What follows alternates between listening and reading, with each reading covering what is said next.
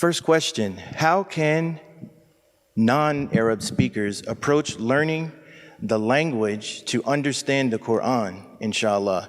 And what can we do before mastering Arabic to understand the Quran?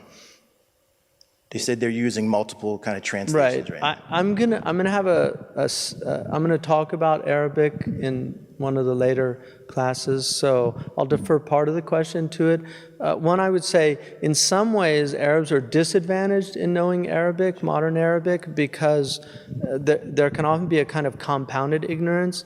To understand the Arabic of the Quran takes many years of hard work. I mean, this idea that you can learn the language of the Quran in a year is just a very dangerous concept in my estimation.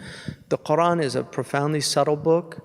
It lends itself to multiple possibilities, and it takes a really long time. Now, you can get obviously the core messages of the Quran, like if Allah says, "Attaqullaha haqqa tuqatihi," any Arab that knows Arabic today would basically understand what that means. I mean, he might not understand that taqwa is a very specifically defined type of word, or he might not understand the derivation of the word from, waqiya, yaqi, wiqaya, which is prevention, and that taqwa is a masdar, and those aspects of it.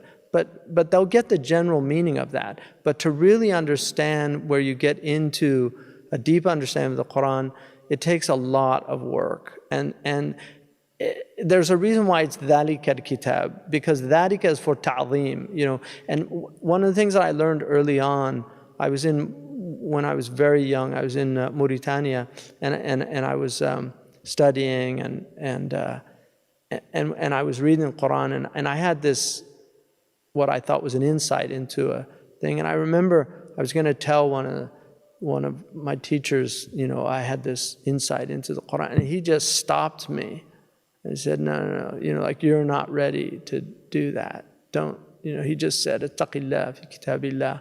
And when they asked Omar what ab was, in Surah Al-Abasa, ab is a word, and he said, "Ayu ardin tuqirruni wa ayu sama'un tudhilluni idha takallamtu fi kitabillah bi ra'yi."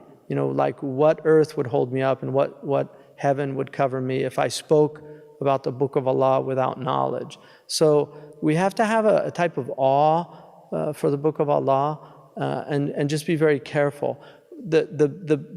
What the Ajam has direct access to is the ibadah of tilawa. And whether you can understand the Quran or not, tilawa has a profound effect on your heart. And this is just a fact. So if you do, and there's something very pleasurable about the Quran, about tilawa.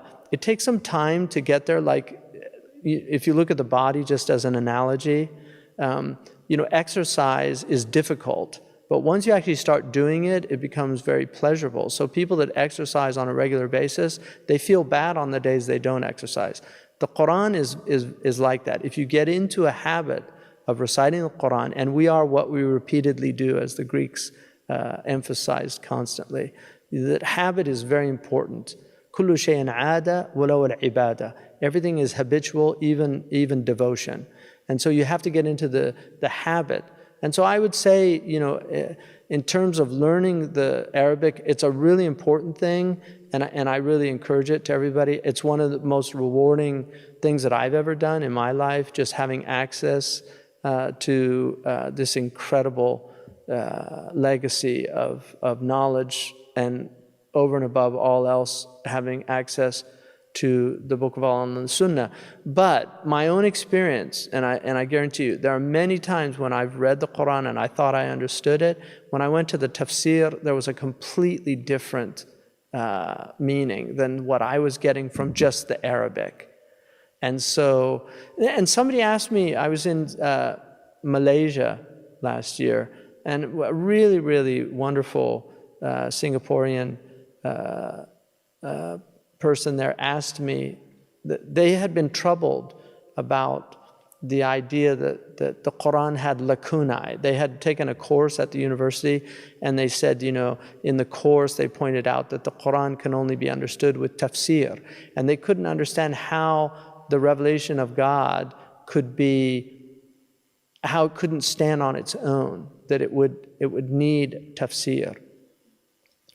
And while the Quran definitely does stand on its own as the book of Allah, it does need commentary. And the reason it needs commentary is because Allah has made it absolutely necessary to have a transmission. In the Quran, Allah says, "Innahu dhikrun laka wa liqawmika." It is a reminder for you and for your people. Imam Malik said that verse means a man saying, "I heard from my father who heard from his grandfather." That this is a transmitted book. And this is why even to this day, when you learn the Quran, you learn it through isnad if you're learning it properly. So you study with somebody who studied with somebody all the way back to the Prophet ﷺ. And so you have chains. Every Qari has a chain back to the Prophet ﷺ if they learned it properly. And so that's part of the nature of our religion, is that it's transmitted. Next question.